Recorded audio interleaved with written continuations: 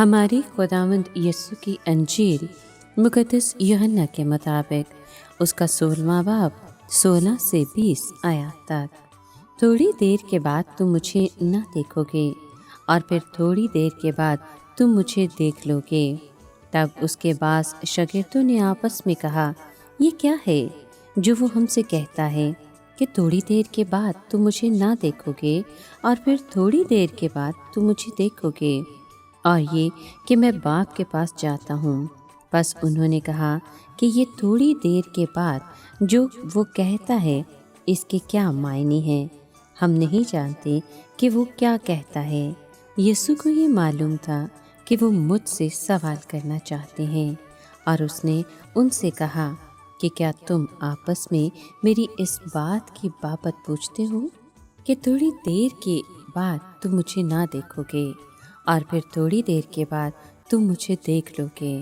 میں تم سے سچ سچ کہتا ہوں کہ تم رو گے اور نالہ کرو گے، مگر دنیا خوش ہوگی۔ تم غمگین تو ہوگے، مگر تمہارا غم ہی خوشی میں تبدیل ہو جائے گا۔ پاک کلام کے پڑھے اور سنے جانے پر خداوند کی برکت ہو، خدا کا شکر ہو۔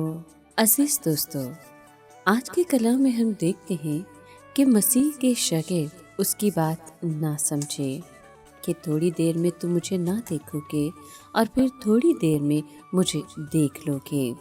وہ ایک دوسرے سے تھوڑی دیر کا مطلب پوچھنے لگے۔ خداوند یسوع ان کے خیالات کو پرکھ جاتا ہے۔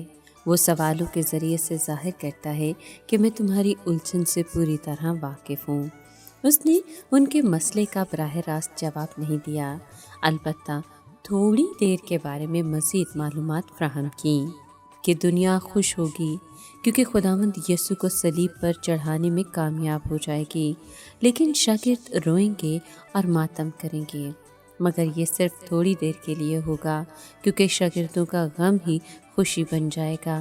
اور ایسا ہی ہوا، پہلے تو مسیح کے جی اٹھنے کے باعث اور دوسرے روح کے آنے کے باعث۔ پھر جب خداوند یسوع دوبارہ آئے گا تو سارے زمانوں کے سارے شاگردوں کا غم خوشی میں بدل جائے گا۔